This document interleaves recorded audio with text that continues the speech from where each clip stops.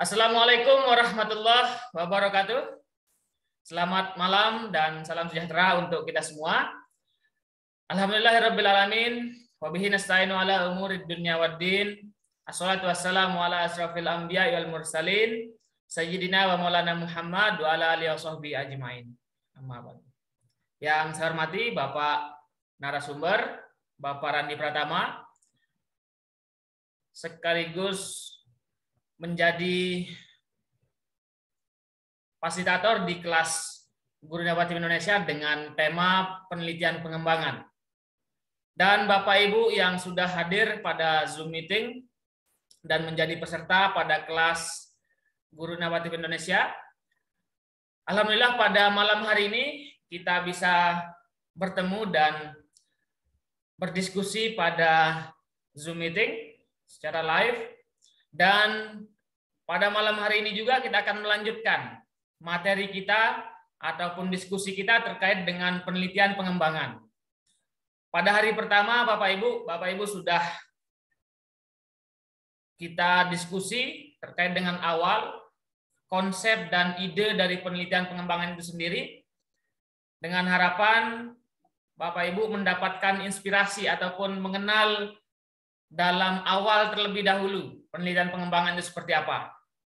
Dan kami juga sudah memberikan rekaman kegiatannya dan materinya di WA Group. Bapak Ibu bisa tetap update di WA Group tersebut karena semua informasi kami update di WA Group Bapak Ibu semua. Dan pada malam hari ini kita akan lanjutkan materi kedua, yaitu terkait dengan bagaimana pengumpulan data dan analisis datanya pada penelitian pengembangan. Sesungguhnya dua tahap ini adalah tahapan umum dalam sebuah penelitian. Ada pengumpulan data, kemudian analisis data. Namun tentu ada perbedaannya pada masing-masing. Seperti yang Bapak Ibu ketahui, dalam penelitian pengembangan itu ada produknya. Ada sesuatu hal yang Bapak Ibu akan kembangkan, apakah dari sisi media, kemudian ada modul, dan lain sebagainya. Nah, hasil pengembangan itulah yang akan menjadi produk hasil penelitian Bapak Ibu, yang nantinya Bapak Ibu akan ada istilahnya uji coba, kemudian validasi, dan uji coba kelompok kecil dan kelompok besar. Dan itu semua ada pada penelitian pengembangan. Jadi dalam penelitian R&D ini ada dua komponen yang Bapak Ibu akan lakukan, yaitu penelitian dan pengembangan produk tentunya. Baik, untuk malam-malam hari ini kita akan buka acara kita dengan sama-sama melafazkan al-basmalah. Bismillahirrahmanirrahim. Semoga Bapak Ibu bisa mendapatkan ilmu yang berkah dan tentunya bermanfaat bagi kita semua. Amin. Untuk kesempatan pertama, saya persilahkan kepada Bapak Randi Pratama untuk menyampaikan materinya terkait dengan pengumpulan data dan analisis data. Untuk Bapak Ibu semua, silahkan Bapak Ibu fokus, silahkan Bapak Ibu coba untuk fokus pada materi, agar tidak hanya mungkin administratif yang kita dapatkan, tetapi tentunya kami harapkan ilmu yang Bapak Ibu dapatkan, sehingga tidak hanya penelitian mungkin kualitatif, kuantitatif, ataupun PTK yang kita ketahui, tapi ada satu lagi terkait dengan penelitian pengembangan. Pada Bapak Randi, waktu nampak saya persilahkan.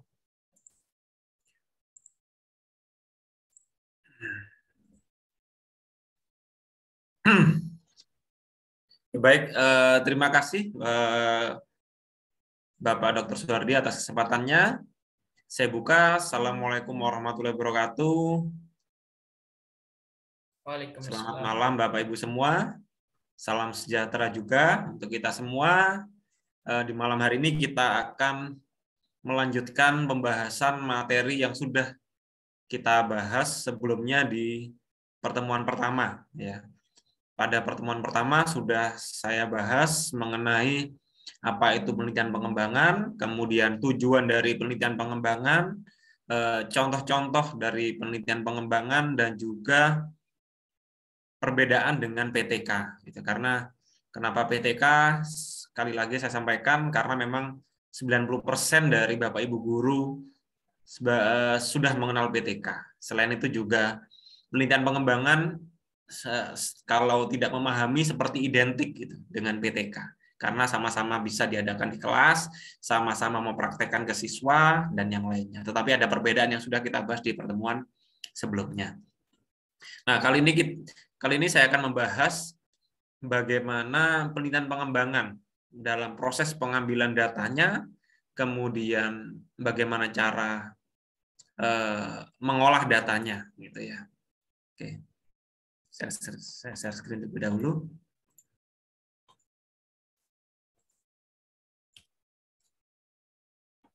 Sudah tampak, Pak Suardi, PowerPoint-nya?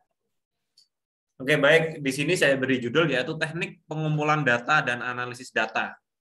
Nah, dalam penelitian apapun, seperti yang sudah disampaikan pada pengantar oleh Bapak Dr. Suardi, bahwasannya semua penelitian pasti melakukan ini, apapun itu. Penelitian eksperimental, penelitian kualitatif, studi kasus, ya, tindakan kelas, tindakan sekolah, tindakan kepengawasan, tindakan bimbingan konseling, dan yang lainnya, pasti melakukan namanya teknik pengumpulan data dan analisis data. Tetapi justru pada teknik pengumpulan data dan analisis data ini menunjukkan suatu perbedaan dari penelitian. Mungkin ada kesamaan antara penelitian A dan penelitian B, ada juga perbedaannya. Nah, nanti kita akan bahas di sini.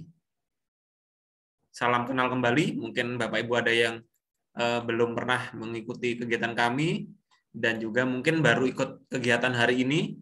Salam kenal, nama saya Pak Randi, keseharian jadi dosen di Universitas Jember, salah satu universitas negeri di Jawa Timur.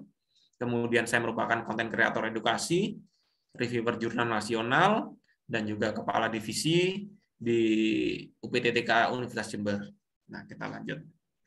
Oke. Nah, yang kita bahas hari ini apa? Gitu ya. Ada beberapa poin yang akan saya bahas hari ini. Yang pertama adalah sumber data dari penelitian pengembangan, kemudian teknik pengumpulan data, dan yang berikutnya adalah teknik analisis data. Nah, nanti akan langsung saya berikan sebuah contoh yang sifatnya salah satu contoh yang simpel. Gitu. Jadi istilahnya dalam penelitian apapun, ketika kita ingin membuat sulit, ya pasti akan terasa sulit. Ketika kita akan membuat mudah, pasti juga akan terasa mudah.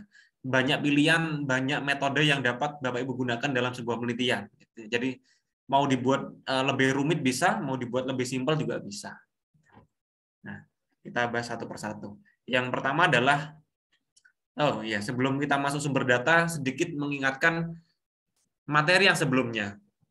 Bahwasannya model penelitian pengembangan itu banyak macamnya, yaitu antara lain 4D, ya, yang sudah dibahas minggu lalu, hari Sabtu, yaitu diawali tahap design, define, design, develop, dan disseminate. Kemudian ada juga model Azure, model EDDI, dan yang lainnya. Nah, di sini saya rangkum dari beberapa model yang sudah ditampilkan, inti dari prosedur penelitian pengembangan, langkah-langkahnya seperti ini. Secara mudahnya seperti ini. Cuma kemarin tidak saya tampilkan ujinya di mana. Nah, ini awalnya, yaitu Bapak Ibu dalam proses pengembangan pastinya pengumpulan data awal. Nah, data awal di sini bukanlah data penelitian utama. Bisa disebut dengan data pra penelitian. Yaitu Bapak Ibu harus menganalisis dulu sesungguhnya kebutuhan dan keperluan, gitu ya. Kebutuhan apa yang perlu dilakukan dalam proses pengembangan. Maksudnya ketika Bapak Ibu melihat di sekitar, gitu ya, di sekitar Bapak Ibu sebagai guru misalkan atau dosen, apa perangkat apa atau produk apa yang sekiranya mampu dan perlu Bapak Ibu kembangkan. Ya, misalkan melihat lembar kerja yang ada pada yang sudah terbit, misalkan rasanya kok tidak enak, gitu ya, rasanya tidak bisa dipahami siswa misalkan, atau mungkin banyak kesalahan, atau mungkin banyak kekurangan dalam segi format, dari segi isi, dalam segi urutan. Nah, itulah awal mula data. Data di mana Bapak Ibu observasi awal membuat Bapak Ibu membuat sesuatu perangkat baru, misalkan LKS, lembar kerja siswa baru. Nah, ini awalnya adalah pengumpulan data dulu. Nah, setelah data diterima atau dianalisis, oh ternyata butuhnya LKS. Saya contohkan LKS saja ya, Bapak Ibu. Jadi contoh lainnya bisa sama beriringan gitu maksudnya ya. Bisa terkandung kondisi, direncanakan. Nah, setelah kita tahu LKS dari Bapak LKS yang ada sebelumnya dirasa kurang maksimal. Nah, kurang maksimalnya dari segi apa? Misalkan dari segi urutan materi. Nah, Bapak Ibu nanti harus memberikan solusi. Sekiranya urutan materinya menggunakan model apa pengembangannya agar siswa nanti lebih mudah memahami, agar siswa nanti seperti ini. Nah, itu adalah mulai namanya perencanaan. Rencananya seperti apa? LKS-nya. Dengan model apa, atau mungkin materinya seperti apa, bentuknya bagaimana, kemudian warnanya bagaimana, berapa tebalnya seperti apa, kemudian ya semualah intinya terkait dengan format, isi dan bahasa, ya. Atau mau dibuat bilingual boleh, atau mau dimasukkan unsur-unsur yang lain, unsur budaya, unsur realistik, unsur teknik, unsur sains dan yang lainnya. Bisa direncanakan dulu. Nah, setelah direncanakan, masuklah proses pengembangan produk awal. LKS-nya mulai dikembangkan di sini, di nomor 3 ini. LKS-nya mulai dikembangkan. Ya. Nah, setelah jadi LKS-nya, nah jadi nih LKS-nya, maka sebelum uji coba awal, sangat disarankan di sini melalui uji kevalitan. Kevalitan ini Bapak Ibu bisa gunakan atau manfaatkan seseorang yang ahli ya. Jadi Bapak Ibu bisa berkonsultasi dengan seseorang yang ahli dalam bidangnya itu. Itulah yang disebut dengan uji kevalitan. Yang akhirnya orang ahli tersebut bisa disebut dengan validator. Orang yang memvalidasi. Nah, validasi pun bebas Bapak Ibu. Artinya Bapak Ibu juga bisa nanti validasi apa rencananya? Apakah validasi secara isi ataukah validasi secara konten? Maaf, konten sama dengan isi ya. Format ya, atau bisa juga bahasa, bisa terpisah. Mungkin kalau validasi bahasa bisa dibantu cek orang yang ahli bahasa, misalkan bahasa Inggris. Kalau memang LKS-nya bahasa Inggris dan yang lainnya. Nah, itu seperti itu. Atau mungkin ahli materi. Misalkan Bapak Ibu ingin mengembangkan suatu LKS matematika, maka Bapak Ibu ingin menunjuk siapa seseorang jadi validatornya, atau apakah dosen bisa, boleh, atau mungkin orang ahli yang lain yang sekiranya mampu memvalidasi. Nah, itu silakan Bapak Ibu tetapkan di awal siapa validator yang tepat untuk perangkat Bapak Ibu, gitu ya. Nah, itu. Kemudian dilakukanlah uji coba awal. Uji coba awal ini bisa disebut dengan uji coba kelompok kecil. Jadi diterapkan LKS Bapak Ibu pada kelompok kecil. Misalkan seperempat kelas boleh, atau beberapa anak boleh, yang sifatnya akan meneliti LKS Bapak Ibu, akan membantu mengecek LKS Bapak Ibu apakah bisa dibaca dengan baik, bisa dipahami dengan baik. Pastinya dari sana akan muncul namanya perbaikan, revisi ya, revisi dari pembaca secara langsung, ya pengguna aktif secara langsung. Nah, ini adalah termasuk juga Bapak Ibu bisa serahkan kepada orang yang nantinya akan mempraktekkan. Misalkan yang mempraktekkan orang lain. Nah, diserahkanlah LKS tersebut dibaca oleh guru yang disebut dengan guru model. Orang itu nanti juga akan membaca, mempraktekkan kesulitannya di mana LKS tersebut. Nah, makanya ada istilah revisi produk. Di sana, revisi produk yang pertama. Nah, setelah revisi produk yang pertama, Bapak Ibu bisa melakukan uji coba lapangan. Nah, uji coba lapangan inilah uji coba sesungguhnya. Bapak Ibu bisa terapkan di satu kelas boleh, 2 kelas boleh, silakan. Gitu ya. Semakin banyak kelas, semakin baik. Tidak ada acuan berapa kelas yang penerapannya gitu kalau rangka pembelajaran. Nah, ini kondisional juga, artinya tidak hanya LKS, Bapak Ibu bisa terapkan untuk orang sifatnya pengguna ya, pengguna. Kalau memang mengembangkan suatu perangkat produk non pendidikan, ya silakan bisa diuji cobakan di lapangan sesungguhnya, maksudnya di masyarakat boleh kalau memang produknya untuk masyarakat gitu ya. Kalau memang produknya untuk pembelajaran berarti di kelas. Nah, di sini mulai ada namanya uji kepraktisan dan keefektifan. Nanti akan saya bahas seperti apa uji kepraktisan. Yang jelas uji kepraktisan mengukur tingkat apakah perangkat tersebut atau produk tersebut bisa praktis digunakan. Nah, namanya praktis sesungguhnya boleh digunakan sendiri, tetapi sangat disarankan nantinya digunakan orang lain. Sehingga ketika uji coba lapangan juga sangat disarankan yang mempraktekkan orang lain, gitu ya, karena agar perangkat kita benar-benar mampu praktis dipakai orang lain. Dan yang terakhir adalah dan yang uji berikutnya adalah uji efektivitas. Efektivitas ini uji lebih pada apakah perangkat kita efektif, apakah perangkat kita memiliki efek, memiliki dampak, gitu ya. Sehingga target atau yang diukur biasanya kalau pembelajaran ke siswanya, kalau kepraktisan biasanya ke gurunya, karena yang menggunakan perangkat tersebut kalau dalam pembelajaran biasanya gurunya, guru yang utama. Nah, dan yang berikutnya adalah revisi produk lagi. Kalau dirasa revisi produk masih kurang, banyak kekurangannya, boleh uji coba lapangan lagi. Sekali lagi boleh. Atau 2 kali lagi boleh. Nah, nanti berputar di sini 67 berkali-kali sampai sekiranya memenuhi target keberhasilan yang sudah ditetapkan. Nah, silakan. Kemudian kalau sudah selesai, maka jadilah sebuah produk pengembangan ya.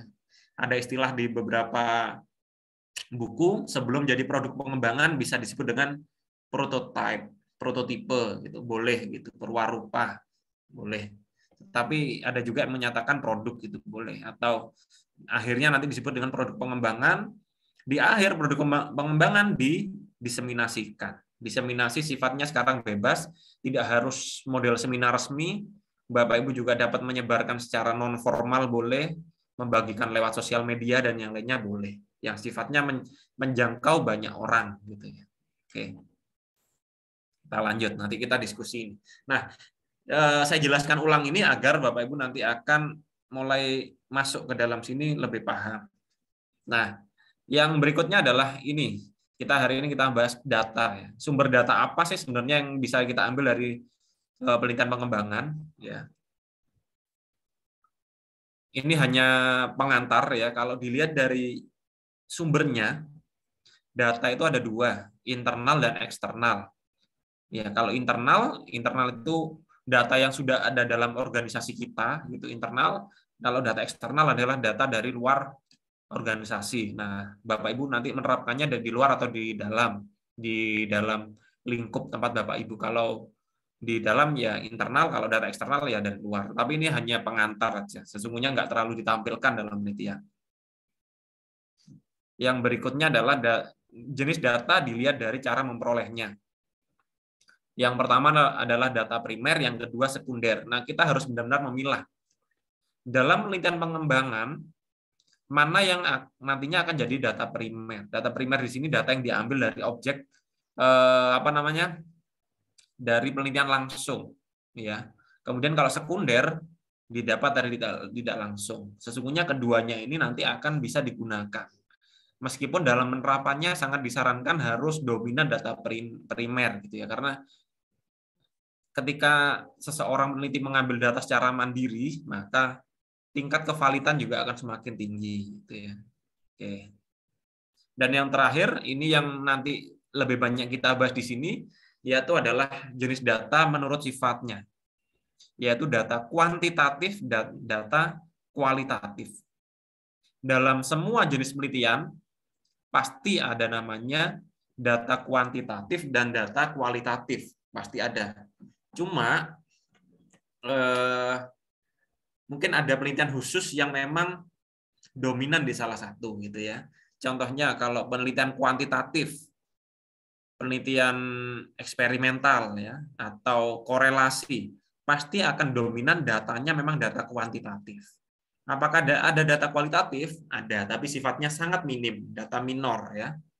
Nah, kalau penelitian kualitatif justru sebaliknya. Kita bisa memanfaatkan data kualitatif, sekalipun ada data kuantitatif, nantinya akan dideskripsikan, dikualitatifkan gitu ya kalau penelitian itu. Tetapi untuk penelitian pengembangan di sini tidak ada aturan sesungguhnya ya. Tidak ada aturan sesungguhnya berapa persen kualitatif dan kuantitatif datanya. Nah, ini yang harus kita jadikan acuan. Memang tidak ada berapa persen gitu ya. Kalau mungkin yang tadi penelitian kuantitatif ya memang tidak ada acuan, tetapi sebagian besar harus kuantitatif datanya. Kalau penelitian kualitatif harus kualitatif. Kalau dalam pengembangan tidak ada acuan, tidak ada acuan. Cuma memang dalam penerapannya akan lebih mudah terbaca kalau datanya kuantitatif. Gitu ya. Data kualitatif seringkali bisa dianggap sebagai data penunjang, data kualitatif. Tetapi juga bisa sebagai data utama ya. Asalkan memang dalam proses penganalisisnya analisis datanya itu tepat gitu ya. Jadi dua-duanya bisa kita pakai. Jadi tidak hanya mengandalkan kuantitatif saja.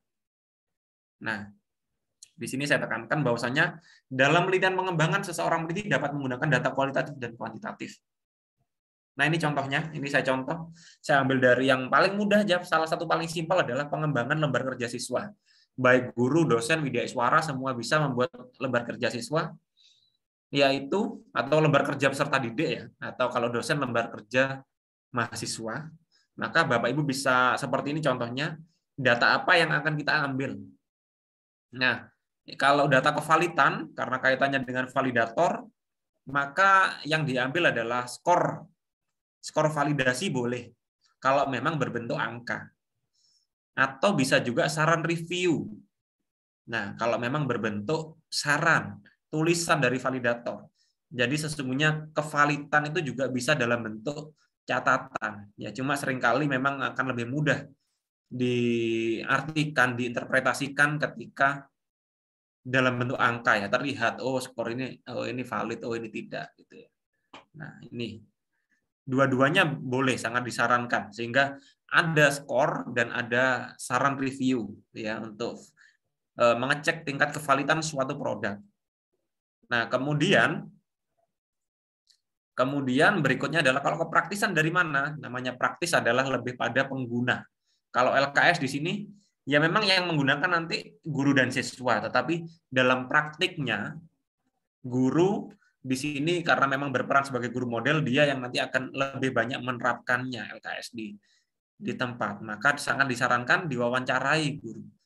Dengan data wawancara bisa, dengan skor catatan observasi guru model juga bisa. Jadi ketika LKS diterapkan, gurunya dalam proses pembelajaran apakah langkah-langkah yang Bapak Ibu guru mengajar itu sudah sesuai dengan LKS. Pastinya nanti akan terkait dengan RPP juga. Nah, apakah sesuai dengan langkah-langkah step by step dalam LKS gitu ya. Kalau LKS kan ada yang dengan model ini, model 5M, problem based learning, project based learning, dan yang lainnya juga ada. Apakah sudah sesuai dengan itu? Jadi sehingga dari sana dapat mengetahui tingkat kepraktisan sebuah produk pendidikan. Oke. Dan kalau keefektifan, ini saya tunjuk, bisa dari skor tes siswa bisa, atau bisa juga dengan skor atau catatan observasi siswa. Observasi siswa ini bisa dalam bentuk skor, bisa bentuk catatan.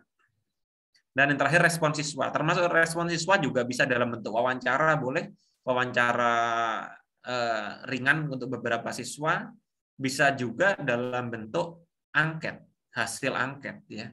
Nah, ini silakan. Ini salah satu contoh saja. Artinya apakah boleh Pak mengambil data selain ini? Sangat boleh. Tinggal Bapak Ibu sesuaikan ya dengan 3 hal ini, kevalitan, kepraktisan, keefektifan. Kita lanjut. Nah, itu adalah sumber data.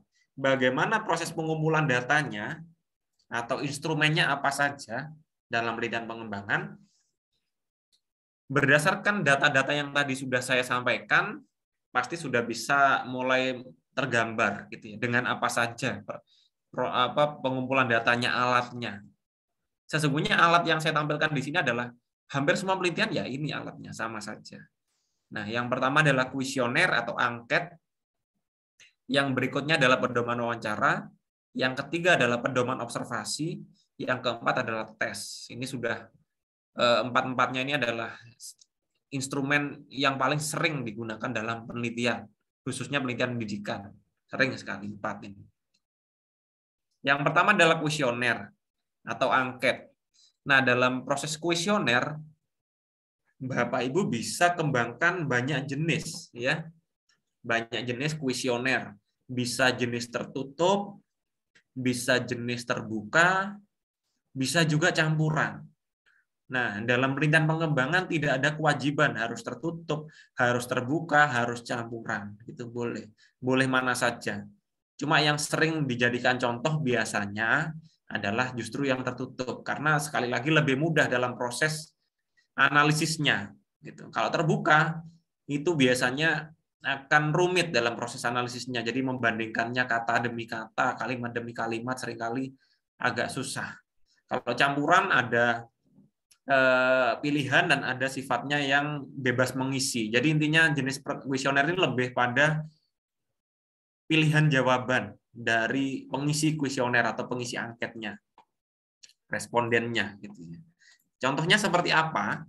Akan saya beri contohnya ini. Ini contohnya. Kalau kuesioner tertutup seperti ini, ya seseorang responden nanti akan memberi centang-centang.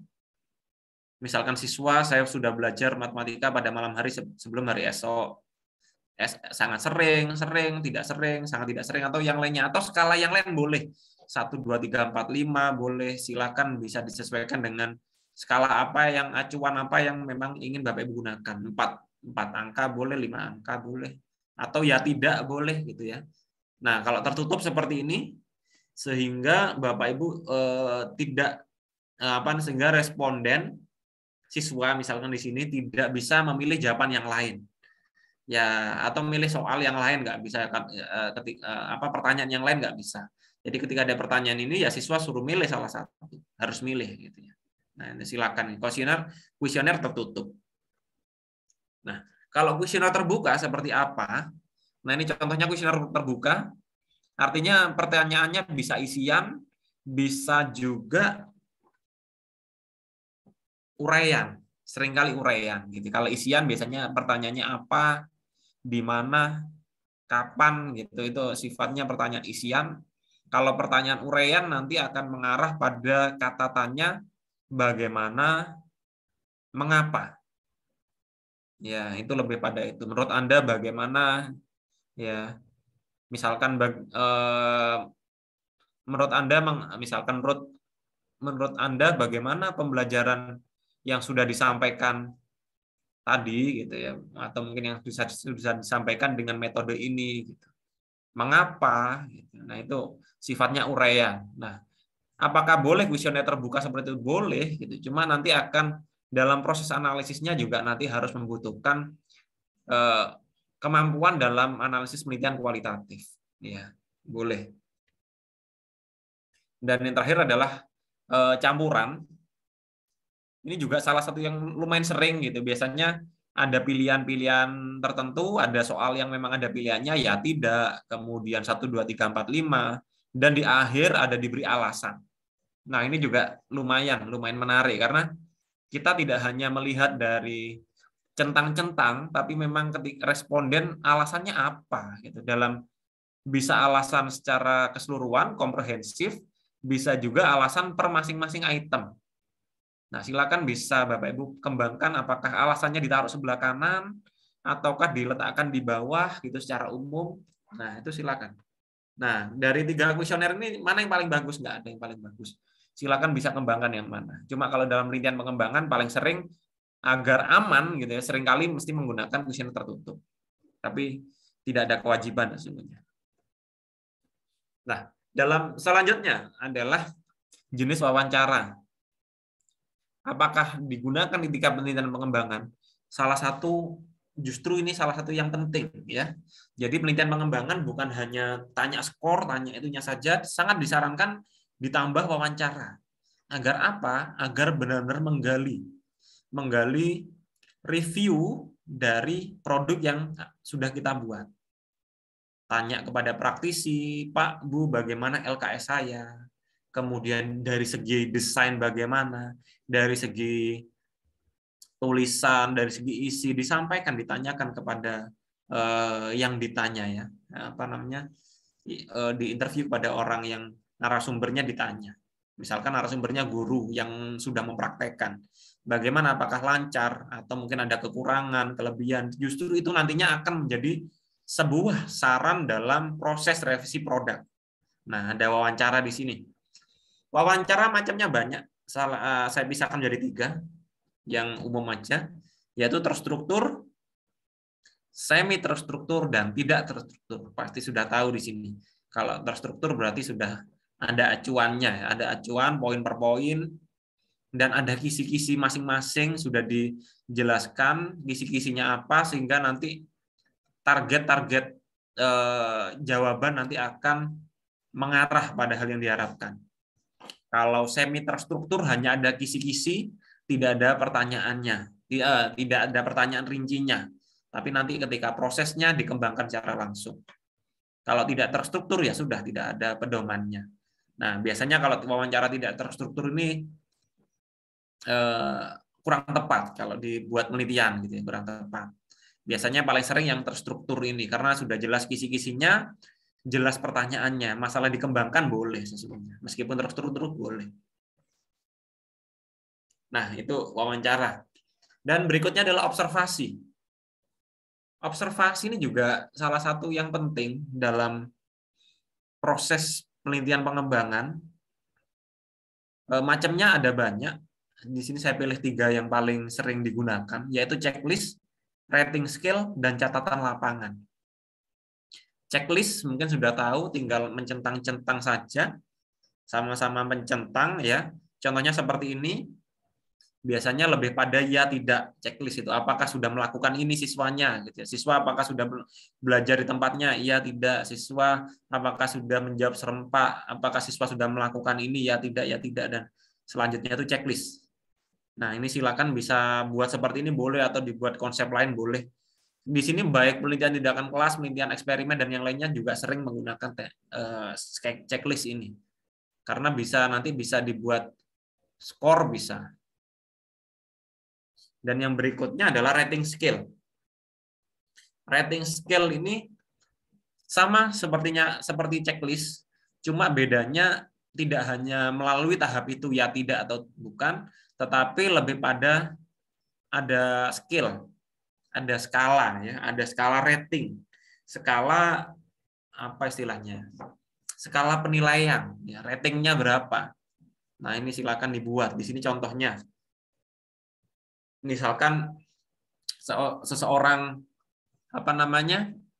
guru olahraga di sini akan melakukan penilaian lompat jauh.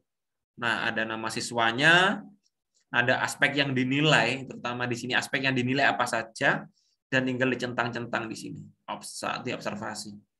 Nah, silakan seperti ini boleh. Skala 5 boleh, atau ditulis 1, 2, 3, 4, atau tidak kompeten, cukup kompeten, K, dan SK boleh, atau yang lainnya. Di sini proses pengembangannya pun juga bervariasi ya, rating skill ini. Dan yang terakhir adalah observasi juga bisa dengan catatan lapangan. Kalau yang checklist dan juga rating skill, nantinya itu bisa dianalisis dalam bentuk kuantitatif, karena bisa dianggap misalkan ya tidak, ya dianggap 1 dan tidak dianggap 0 bisa. Atau mungkin skala 1, 2, 3, 4, 5, nanti bagaimana cara menghitungnya, rata-rata dan bagaimana bisa. Tetapi kalau catatan lapangan merupakan observasi yang memang tidak bisa diubah dalam bentuk kuantitatif ya. Nah, di sini lebih pada apakah ketika menggunakan perangkatnya atau produk yang digunakan, misalkan LKS, itu seperti apa? Siswanya bingung, atau siswanya terlalu banyak bertanya sehingga banyak kesalahan, atau mungkin siswanya tidak antusias, dan yang lainnya itu dicatat semua. Nah, inilah disebut dengan catatan lapangan. Catatan-catatan ini nanti bisa dikumpulkan dan nanti akan dianalisis dalam bentuk kualitatif. Artinya memang ada skor-skor yang nyata, tetapi juga ditunjang dengan tulisan yang sifatnya nanti kita dapat deskripsikan, sehingga nanti datanya semakin kuat. Oke, kita lanjut. Nah, observasi ada 3, silakan Bapak Ibu pilih yang mana.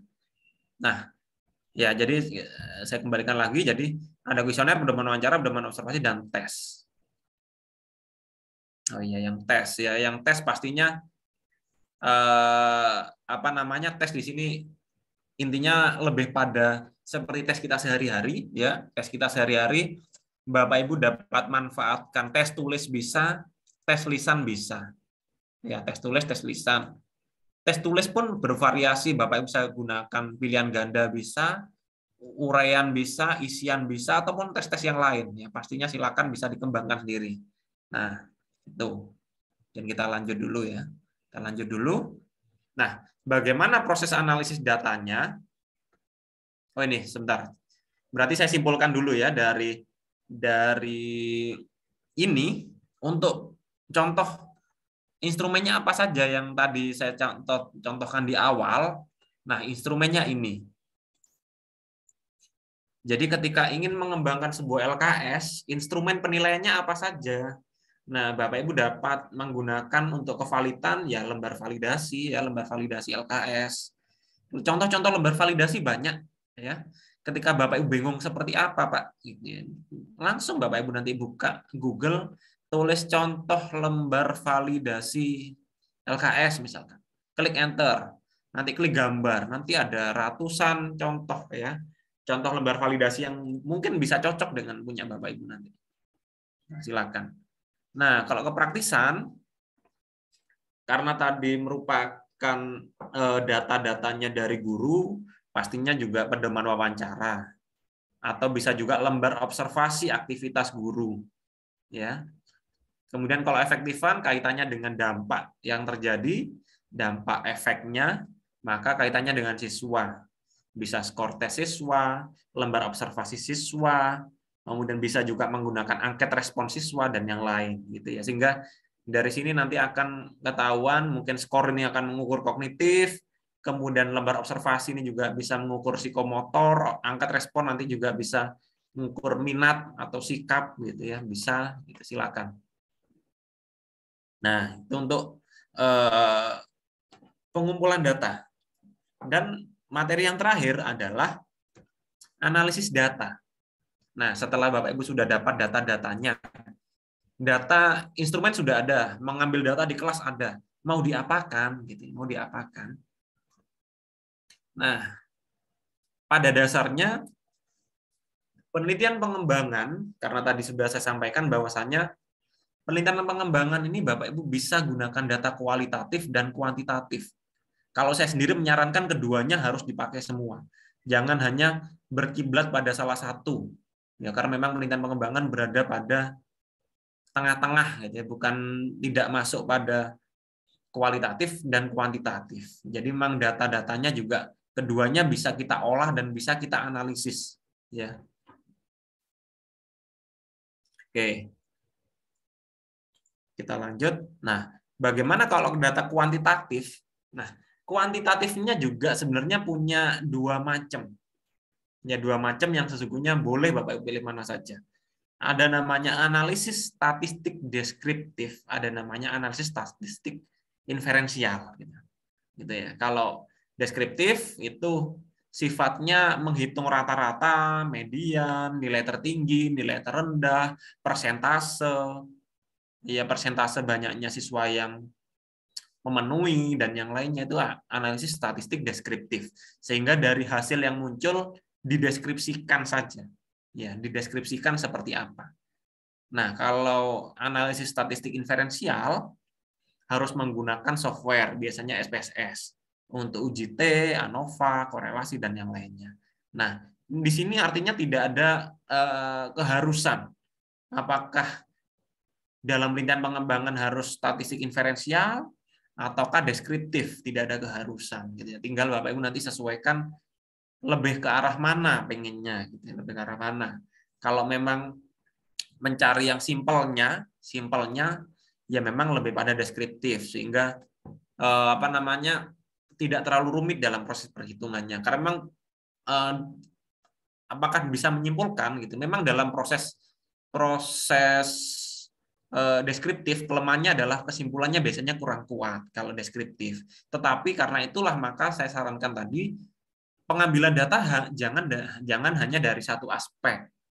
Harus menggunakan data kualitatif dan kuantitatif, sehingga memang banyak penunjangnya, sehingga nanti meskipun menggunakan data deskriptif tetap akan menjadi kesimpulan yang baik karena memang ditunjang dari beberapa data, ya, data kualitatif tadi gitu ya. Misalkan ingin menghitung keefektifan, mencari nilai siswa dari rata-rata boleh dan yang lainnya, atau mungkin ditunjang dengan angket respon, ditunjang dengan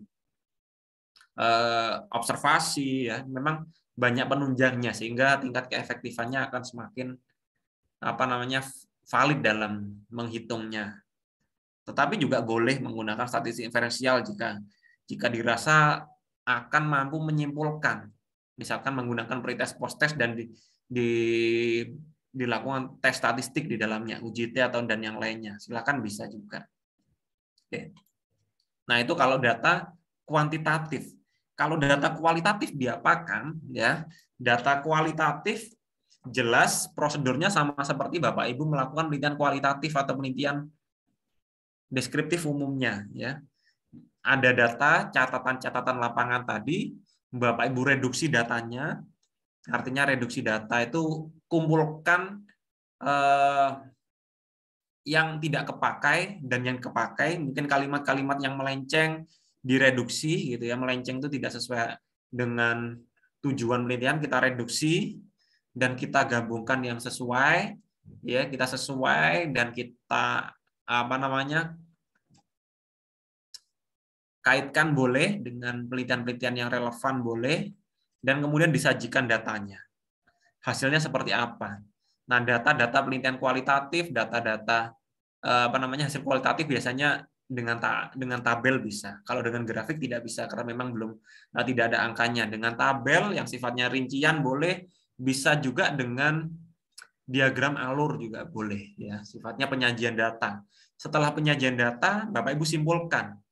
Misalkan hasil review, ya, hasil review dari validator. Nah, maka bisa dibuat tabel. Sarannya seperti apa, validator 1 seperti apa, validator 2 seperti apa, kesimpulannya bagaimana. Itu sifatnya penyajian data sekaligus menyimpulkan di sana. Nah, ini prosesnya kualitatif sebenarnya sederhana, tetapi kalau dalam pengolahannya tidak tepat, analisisnya tidak tepat, seringkali tidak mampu menyimpulkan dengan baik. Ya, beda dengan kuantitatif. Kuantitatif kalau sekiranya sudah ada angkanya segini, maka kriterianya ini sudah jelas. Oke, itu ya. Saya kembalikan lagi ke contoh. Ke contoh yang tadi apa saja, masih contoh yang sama biar nggak bingung. Contoh pengembangan lembar kerja siswa, maka tingkat kevalitannya tadi kan dengan skor validasi LKS. Maka nanti mengukurnya dengan kuantitatif, ya, karena skor validasi bisa di rata-rata, bisa, iya, yang sering adalah rata-rata setiap aspek bisa, rata-rata secara keseluruhan boleh, ya, atau mungkin dengan rumus skor tertentu, dengan mengikuti acuan buku tertentu, silakan. Jadi skor-skor validasi rumus-rumusnya pun bervariasi gitu ya. Tetapi umumnya memang rata-rata yang paling mudah. Kemudian saran review pastinya dengan analisis kualitatif disampaikan reviewnya seperti apa, kata kuncinya apa yang harus diperbaiki dan dilakukan analisis, dan ya itu saran review. Kemudian hasil wawancara dengan guru. Oh, ini terbalik ya, mohon maaf, terbalik tulisan saya. Sebentar, sekalian saya balik. Bentar, maaf, daripada nanti keliru ya. Nah, yang bawah tadi terbalik. Terbalik, yang skor kuantitatif, yang hasil wawancara kualitatif. Nah, ini ya. Nah, ini kualitatif. Kemudian setiap ada skor yang sifatnya berupa angka dianalisis dengan data kuantitatif, ya. Bisa dengan rata-rata yang tadi ataupun dengan apapun bisa. Dengan penskoran apapun bisa. Nanti bisa dilihat contoh-contohnya seperti apa. Dan ini juga ini kuantitatif semua ya, mungkin kualitatif ya. Kena copy. Nah, kuantitatif. Kalau respon siswa tadi seperti yang saya sampaikan bisa kuantitatif, bisa juga kualitatif, tergantung responnya tadi pakai apa. Kalau memang pakai angket maka kuantitatif. Ya, mungkin itu. Nah, itu adalah teknik pengumpulan data ya, teknik pengumpulan data dan analisis data dari penelitian pengembangan. Nah, untuk laporannya bagaimana? Untuk laporan dari penelitian pengembangan, contoh laporannya seperti apa, atau mungkin contoh artikel penelitian seperti apa, nanti akan saya bahas tuntas besok. Ya, akan saya bahas tuntas bagaimana sistematika laporannya, bab 1, bab 2, bab 3, bab 4, bab 5 seperti apa rinciannya. Kalau nanti dibentuk menjadi sebuah artikel seperti apa gitu ya. Nanti akan kita bahas besok. Ya, nanti kita akan bahas besok untuk itu. Hari ini kita cukupkan sampai dengan konsep dasar yang kemarin hingga saat ini adalah pengumpulan dan analisis data. Mungkin itu saya kembalikan lagi ke Bapak Dr. Suwardi. Assalamualaikum warahmatullahi wabarakatuh. Waalaikumsalam warahmatullahi wabarakatuh. Terima kasih atas penyampaian materinya, Pak Randi, terkait dengan pengumpulan data dan analisis data pada penelitian pengembangan. Bagaimana Bapak Ibu? Sudah ada gambaran? Kemudian apakah tertarik dengan penelitian pengembangan ini? Harusnya sih iya. Bapak Ibu, harusnya sih Bapak Ibu tertarik karena Bapak Ibu tidak hanya melakukan penelitian, tetapi tentunya nanti hasilnya ada, yaitu berupa produk. Produk bisa berupa buku, kemudian ada medianya, kemudian ada instrumen dan lain sebagainya. Jadi sangat praktis dan mudah-mudahan Bapak Ibu tertarik, dan saya harap Bapak Ibu bisa memanfaatkan pada kelas ini, dan silahkan kita manfaatkan di Zoom meeting, kemudian di WA group juga dimanfaatkan untuk kita diskusi.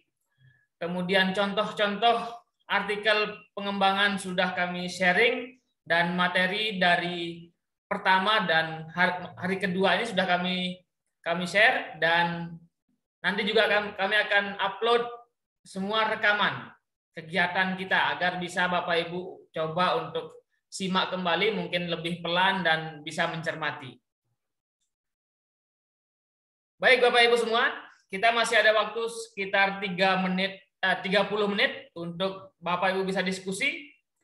Silahkan Bapak Ibu bisa raise hand di Zoom meeting, dan Bapak Ibu bisa menuliskan pertanyaannya di chatting group, chatting Zoom.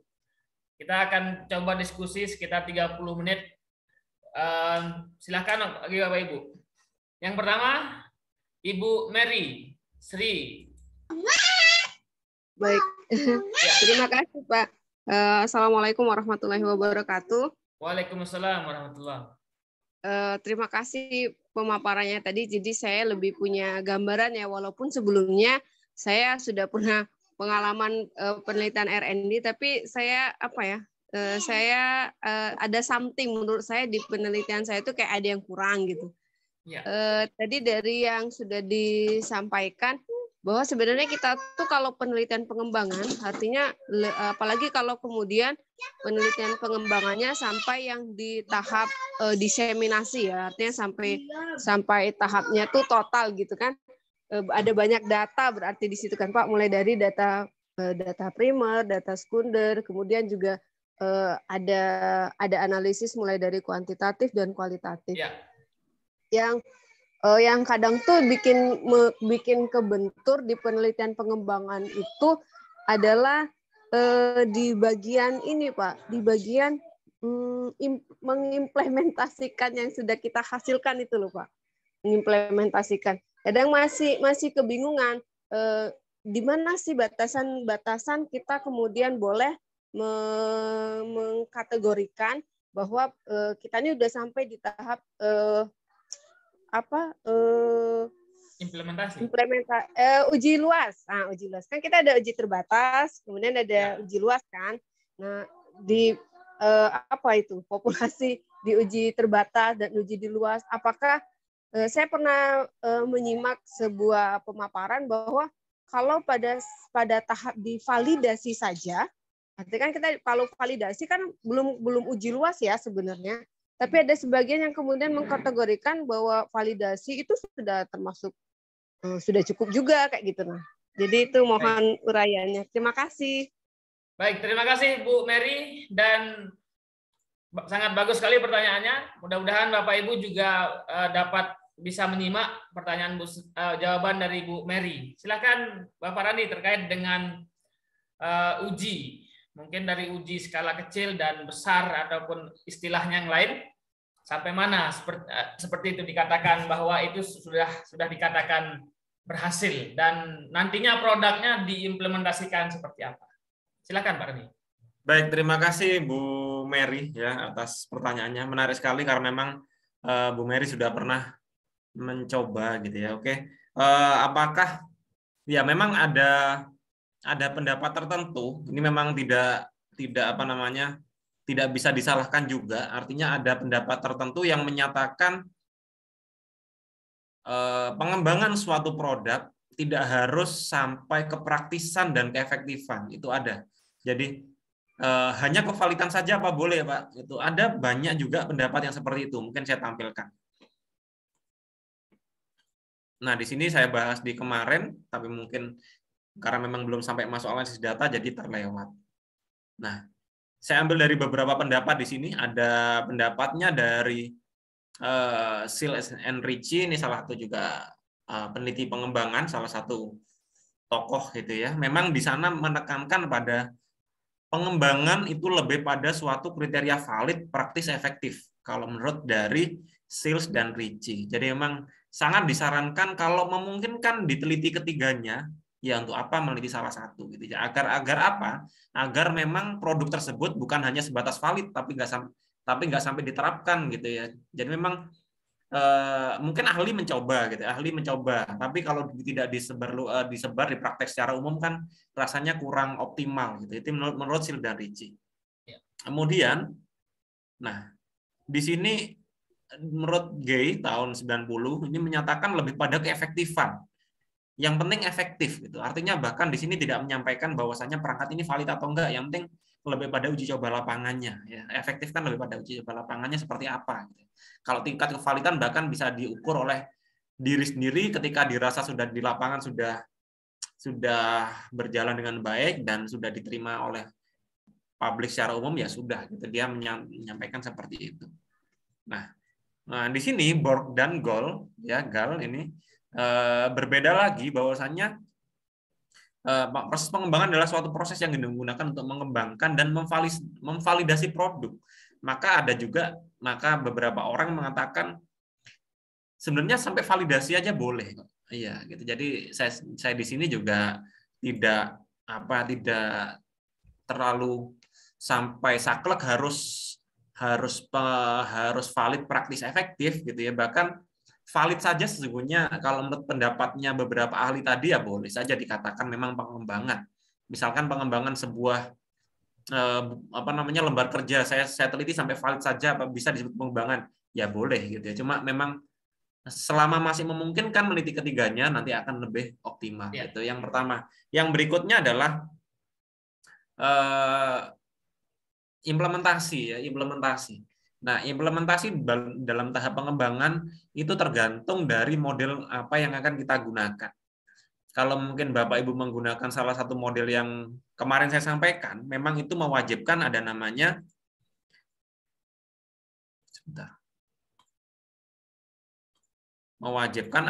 implementasi setelah produk kita jadi gitu ya.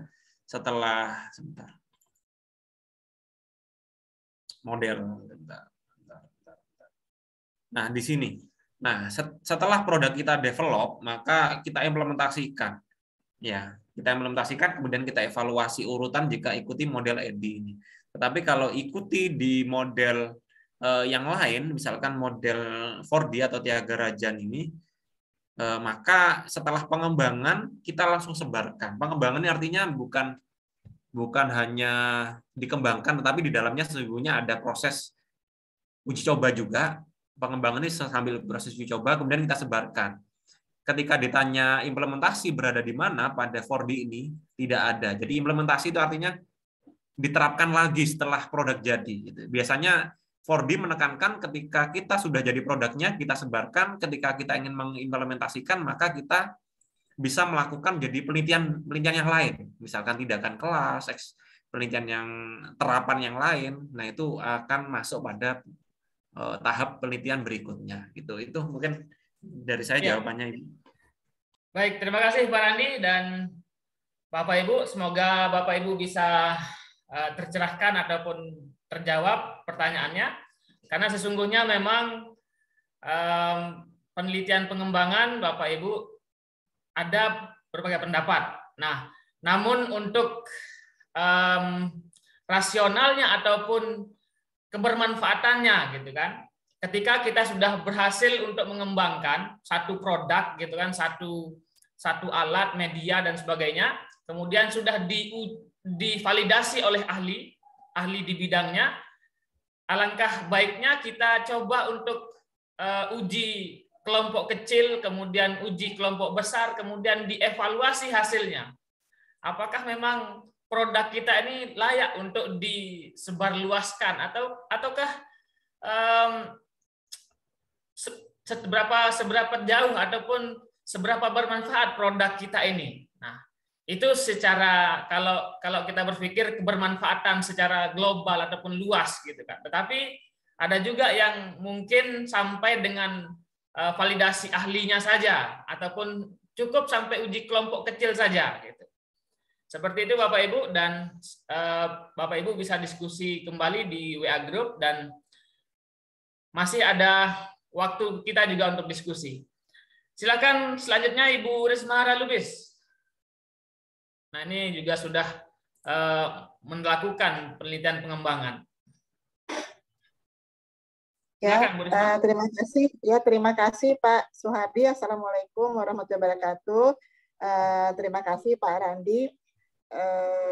Memang terkadang bingung gitu ya Pak dalam proses R&D ini, karena ada beberapa hal yang kita anggap simple ternyata tidak gitu.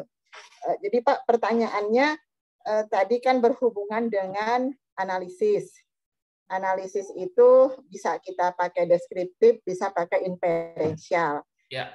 Dalam analisis deskriptif tadi, berarti kita dalam menentukan analisisnya bisa dengan metode kita itu kuasi ataupun pre-eksperimen. Nah, jadi dengan kuasi atau pre-eksperimen kita tidak melakukan random gitu. Dan ini pertanyaannya belakangan ya Pak. Dan untuk itu berarti kita melakukan ujinya itu melalui pre-test dan post-test. Selanjutnya kalau yang inferensial berarti kita melakukan eksperimen dengan menggunakan kontrol dan perlakuan, kemudian nanti digunakan analisis yang cocok sesuai dengan ketentuannya gitu.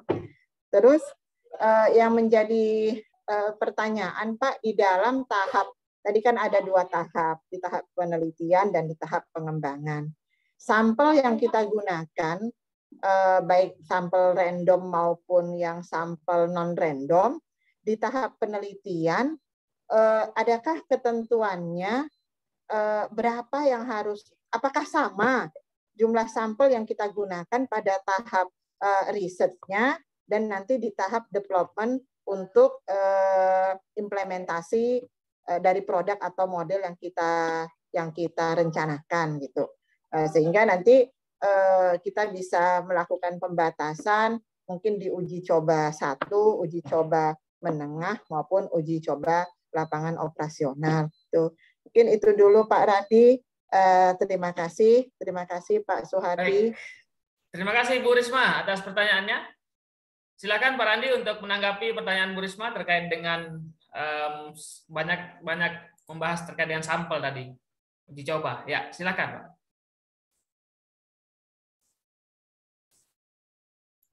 Baik, terima kasih Bu Risma atas pertanyaannya, menarik sekali. Ya, artinya dalam penelitian pengembangan ini sifatnya berbeda dengan teknik pengambilan subjek, ya, berbeda dengan penelitian kuantitatif ataupun kualitatif, gitu ya. Kalau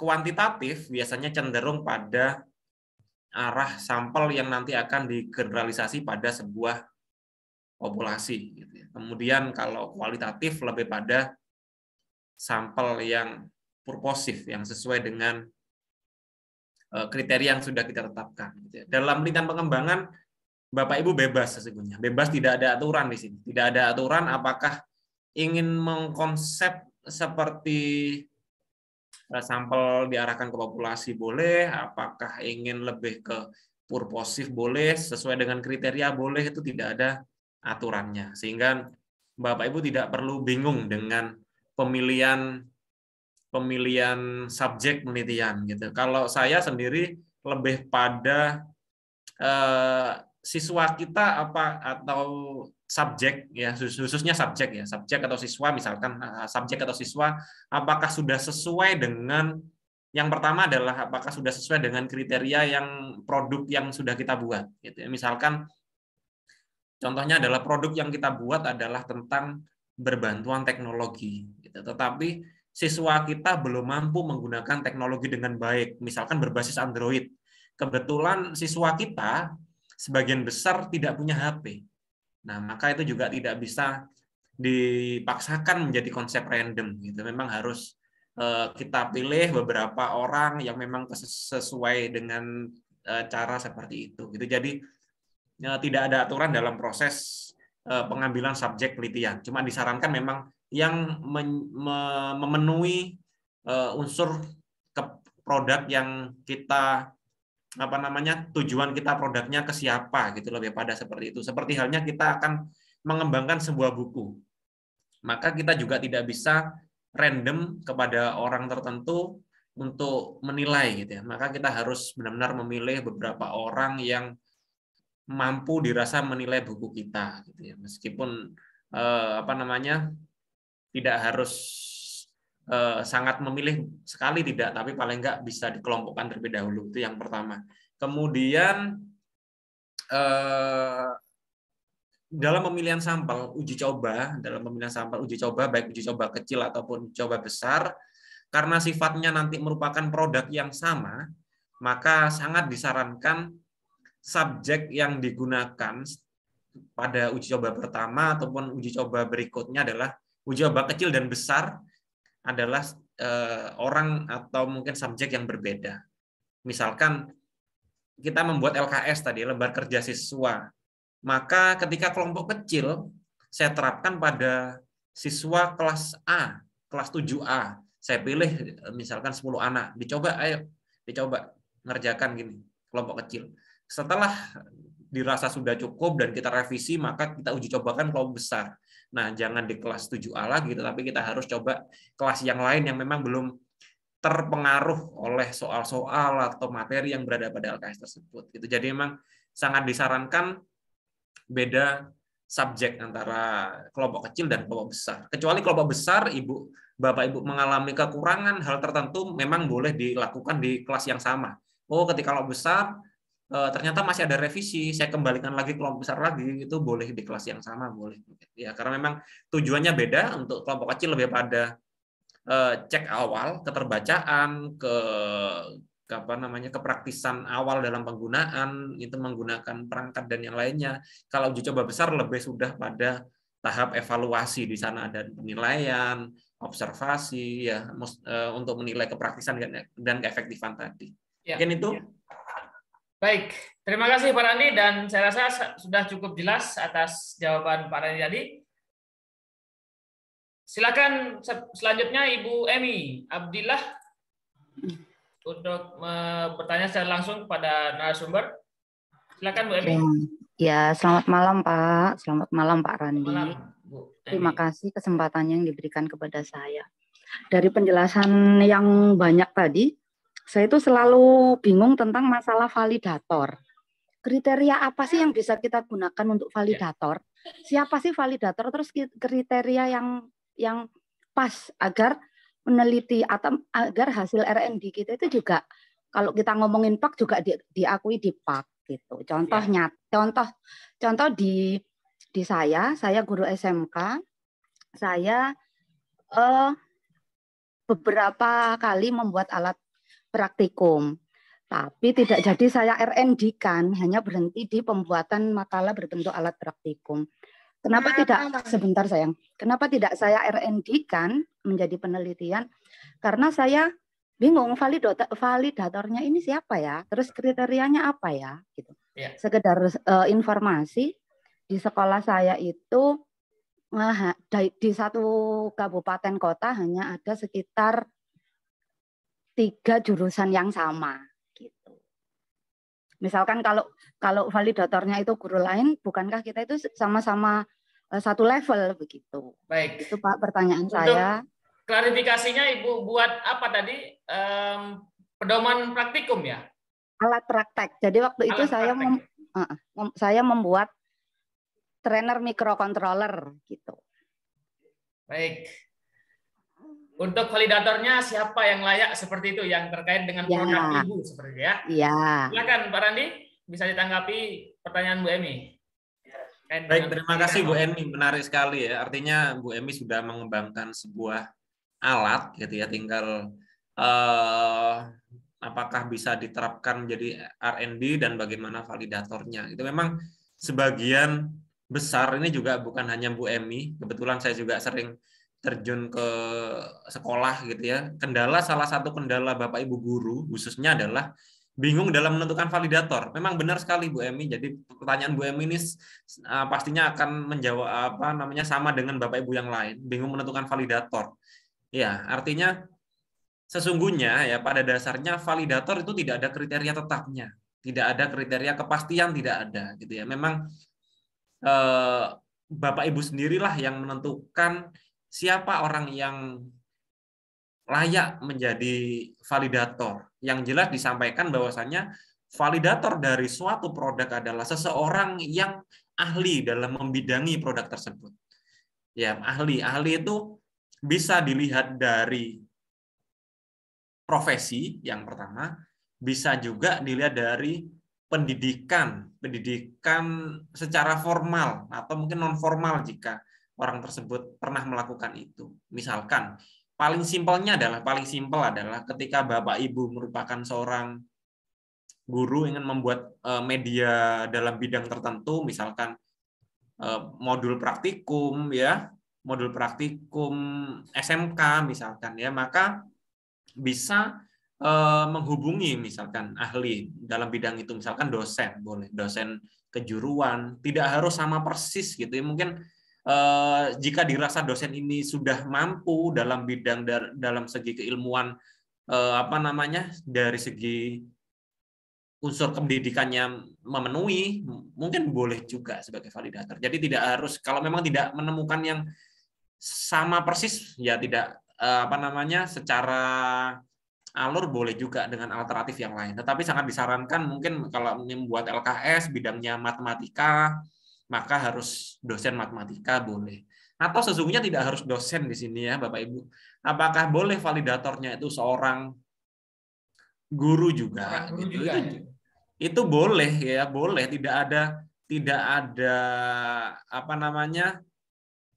ketentuan juga ya, tetapi memang ketika mungkin dengan profesi lain yang sifatnya lebih ahli, mungkin akan lebih dosen mungkin ya, itu mungkin akan lebih baik. Tetapi guru juga boleh. Mungkin ada seorang guru yang sudah, misalkan Bapak Ibu tetapkan sendiri, Bapak Ibu yang menetapkan seseorang guru atau dosen dengan titel minimal magister dengan jurusan ini. Maka ketika ada mungkin kawan yang sekiranya memenuhi titel itu, maka Bapak Ibu juga bisa menjadikan seseorang tersebut menjadi seorang validator gitu. Saya sering juga meminta mahasiswa saya justru validatornya itu sekitar 3 orang. 2 orang adalah dosen dan 1 orang adalah guru. Ya, karena memang pengen perangkat oleh mahasiswa saya dinilai oleh seorang guru yang memenuhi kriteria tertentu. Misalkan perangkatnya mahasiswa saya membuat sebuah lebar kerja siswa matematika. Coba cari guru yang dengan titel tertentu, misalkan MPD, atau mungkin syukur-syukur ada guru yang doktor dengan kriteria sebagai berikut, itu juga boleh. Jadi tidak harus dosen gitu ya. Itu Ibu. Jadi silakan Ibu bisa tentukan sendiri, atau mungkin kalau ada Bapak Ibu memang ingin membuat sebuah media pembelajaran, ya silakan bisa, mungkin nanti saya bisa membantu untuk membuat membantu untuk validasi secara online gitu ya. Validasi zaman sekarang mudah Bapak Ibu. Tidak zaman dulu harus sowan ke rumahnya main gitu ya, dan yang lain-lainnya harus minta izin ketuk pintu dan yang lainnya. Zaman sekarang sudah, bahkan ini banyak mahasiswa prodi kampus lain yang mengirim email ke saya karena melihat saya sering melakukan penelitian pengembangan, meminta saya untuk memohon untuk apakah bersedia gitu untuk menjadi validator. Sekiranya waktu saya masih ada juga pasti akan saya terima, akan saya bantu memberikan masukan, saya berikan nilai gitu, atau memberikan dan yang lainnya gitu. Jadi zaman sekarang validator online. Mungkin tadi kan Ibu menyampaikan di kabupaten Ibu gitu jurusannya sedikit gitu ya, jangan di kabupaten Ibu, cari kabupaten lain bisa online gitu sekarang. Gitu Ibu. Ya, saya rasa sudah pas jawabannya Bapak Ibu untuk terkait dengan validator. Jadi tidak hanya mungkin Bapak Ibu kalau di zaman sekarang sudah serba canggih ataupun online, bisa di semua daerah validatornya. Jadi andai pun jika Bapak Ibu sekarang sedang membutuhkan validator, bisa mungkin kita fasilitasi untuk membutuhkan ahli media apa misalkan ataupun praktek apa, bisa coba kita komunikasikan jika Bapak Ibu membutuhkan validator. Silakan Bapak Musliadi untuk bertanya secara langsung. Bisa dibuka mic-nya Bapak Musliadi. Ya. Baik, terima kasih. Assalamualaikum warahmatullahi wabarakatuh. Waalaikumsalam warahmatullahi wabarakatuh. Mungkin kamera saya tidak bisa dibuka karena ini jaringan Ya, tidak bisa tidak apa-apa. sampai situ. Jadi saya berterima kasih sekali karena diizinkan untuk bertanya pada kesempatan ini. Saya termasuk orang yang lagi beruntung ini ceritanya, karena sementara ini saya melakukan penelitian yang basisnya R&D. Ya. Kebetulan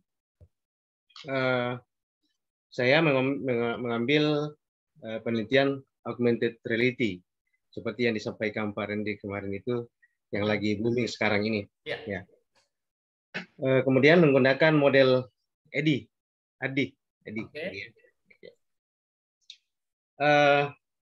Cuma salah satu kendala yang saya hadapi sekarang itu adalah ternyata ini penelitian bagus, ya, augmented reality lagi bagus, lagi booming sekarang.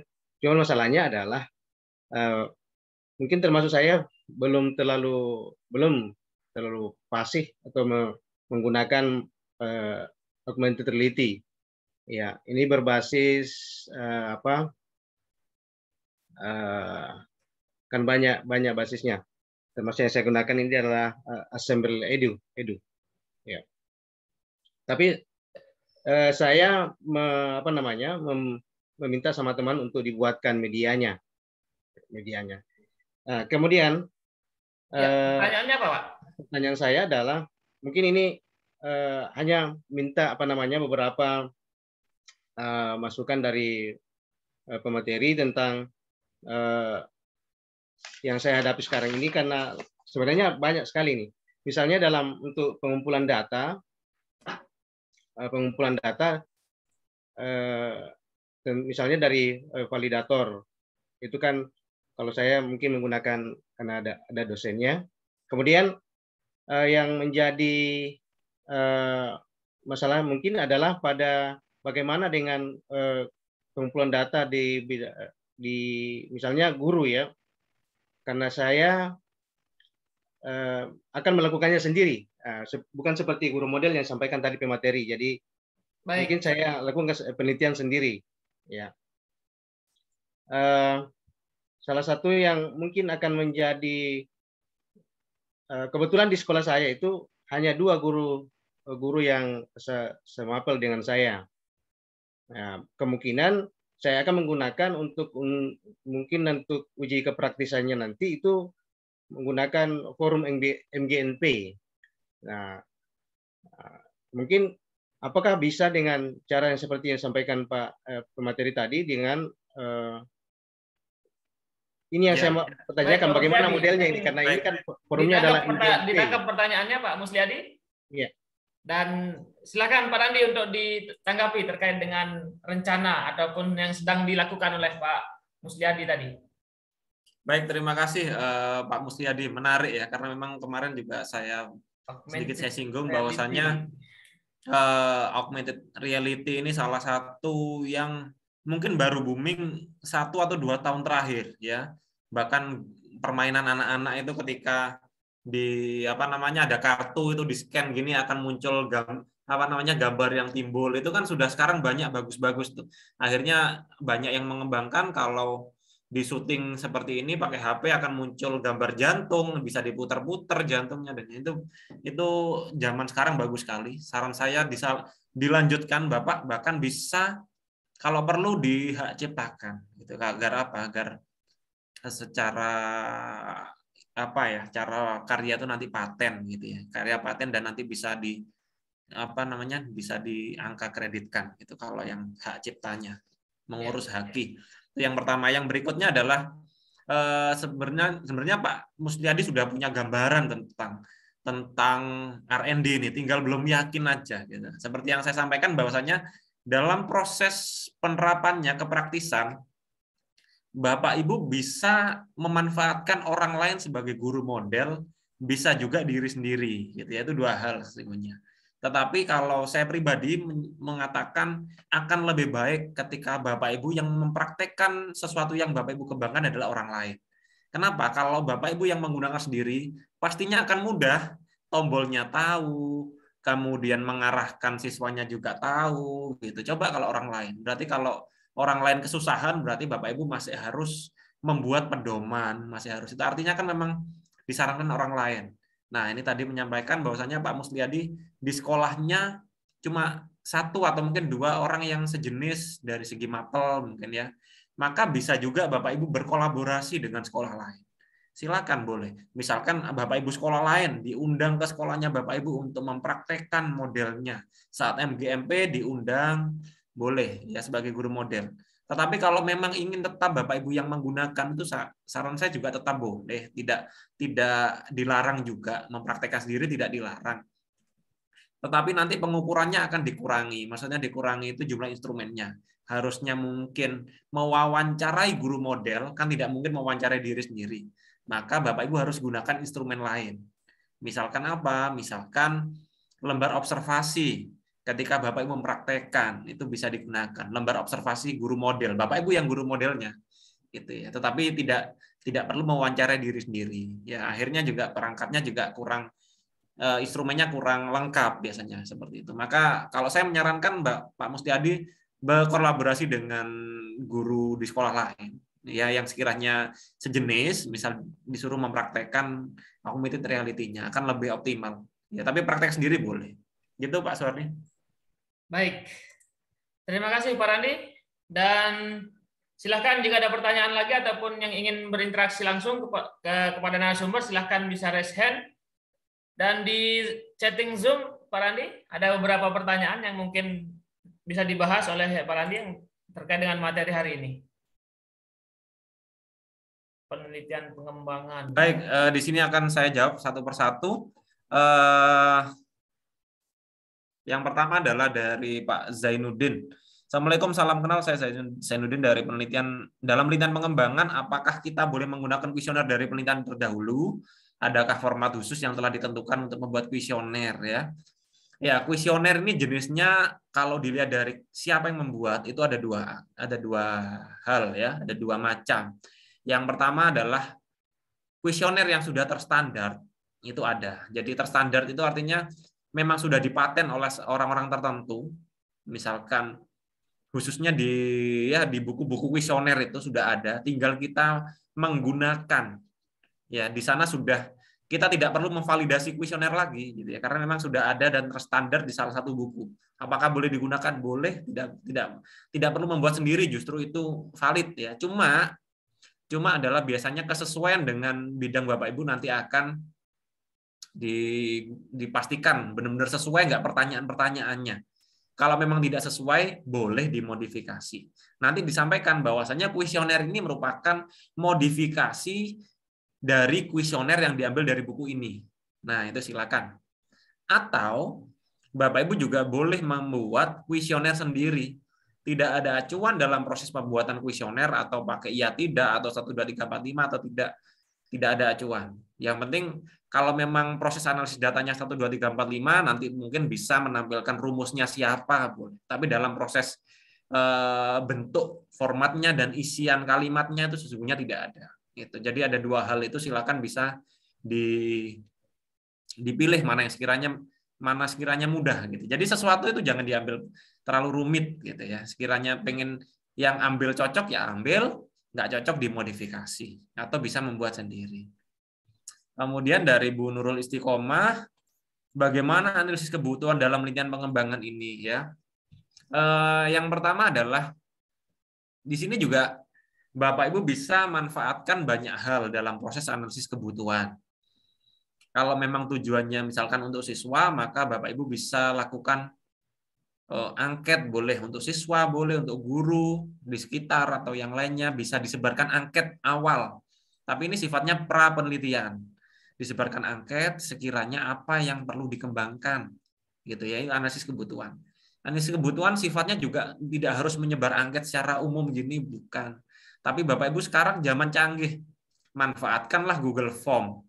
Manfaatkanlah survei yang ada di Facebook, survei Manke, survei banyak macamnya, bisa dibuat survei dulu sekiranya seperti apa. Pertanyaan Bapak Ibu spesifikkan apa yang perlu dikembangkan dari produk pembelajaran, mungkin disampaikan masalahnya dulu, diceritakan apa yang perlu itu. Jadi diperlukan oleh Bapak Ibu yang lain, ditanyakan di sekolah tersebut, misalkan guru-guru di sekolah ditanyakan apa yang sekiranya dibutuhkan. Itu namanya survei kebutuhan ya. Silakan bisa dikondisikan dengan pertanyaan surveinya. Pertanyaan ringan-ringan saja yang penting bisa meyakinkan bahwasanya itu perangkat itu atau produk itu dibutuhkan gitu ya. Kemudian yang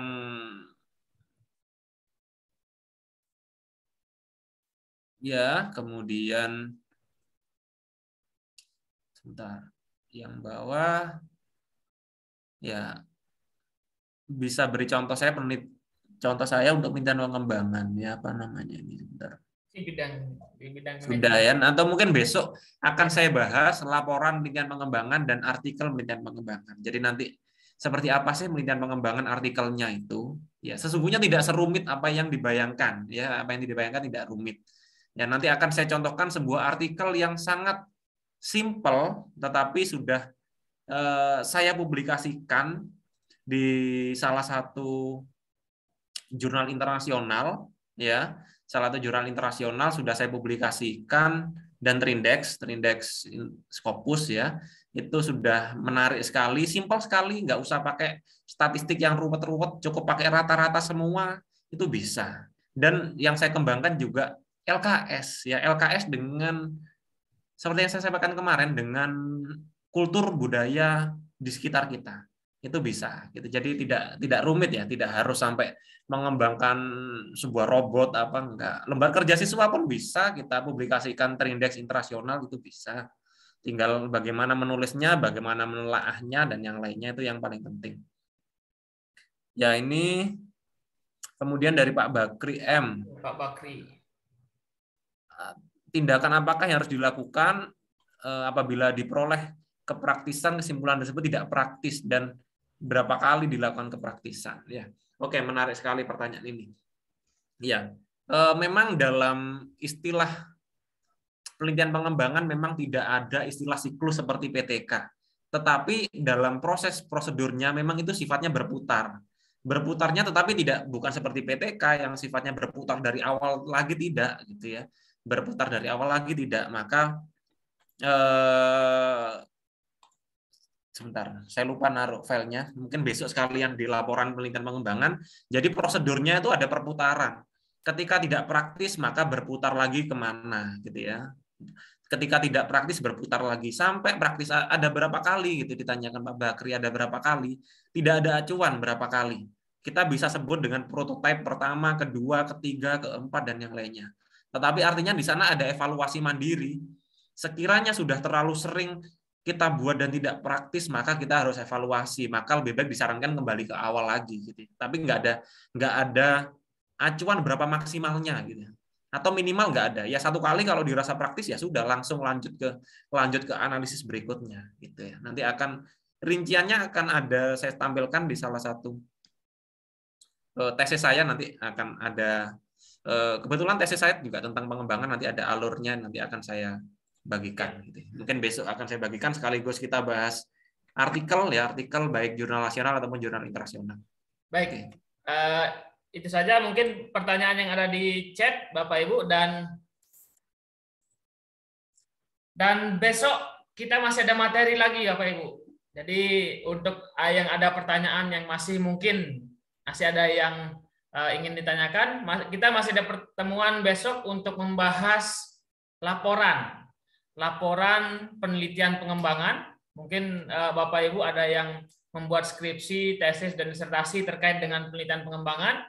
Besok akan kita coba bahas dan kita akan lihat bab 1, 2, 3, dan seterusnya dalam laporan itu. Kemudian pada artikel, sesungguhnya artikel penelitian pengembangan ini juga bisa Bapak Ibu lakukan, dan itu bisa juga dipublikasi pada jurnal nasional dan internasional. Nah, dan akan kita bahas juga besok malam. Jadi tetap stay di grup dan ikuti Zoom meetingnya. Dan silahkan bagi Bapak Ibu, WA grup tersebut bisa digunakan dan dimanfaatkan untuk berdiskusi. Tentunya Bapak Ibu yang hadir ataupun yang menjadi peserta juga, mungkin ada pengalaman ataupun yang pernah melakukan penelitian pengembangan, itu bisa sharing juga di sana. Jadi dalam kelas ini silahkan Bapak Ibu bisa saling tukar pendapat dan pikiran untuk keilmuan penelitian pengembangan ini. Untuk hari ini, karena waktu kita sampai dengan pukul 21.30 dan kita akan akhiri. Dan Bapak Ibu sekali lagi, ada juga yang masih bertanya terkait dengan absen, presensi, dan daftar hadir seperti itu.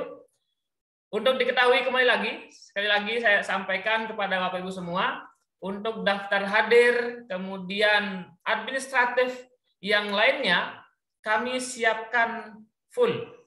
Jadi Bapak Ibu tidak perlu khawatir, yang ada di kelas ini pasti akan semua mendapatkan. Nah, harapan kami pada kelas Guru Inovatif Indonesia ini adalah Bapak Ibu benar-benar mendapatkan ilmunya, mendapatkan materinya, sekaligus mendapatkan contoh real dari penelitian pengembangan itu seperti apa.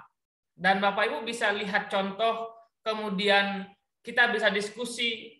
Itulah yang menjadi fokus kita. Kalau urusan administratif, insya Allah kami akan siapkan semuanya. Dan tidak perlu khawatir. Untuk hari ini kita cukupkan, dan Bapak Ibu bisa mengulangi kembali. Jadi dalam ilmu praktis dalam penelitian ini mungkin tidak langsung kita bisa pahami, tetapi bertahap Bapak Ibu bisa ulangi lagi, lihat kembali materinya, kemudian hasil dari rekaman diskusi kita Bapak Ibu bisa coba simak kembali dan bertanya dan diskusi. Insya Allah Bapak Ibu akan pelan-pelan paham terkait dengan penelitian pengembangan dan bagaimana prosesnya.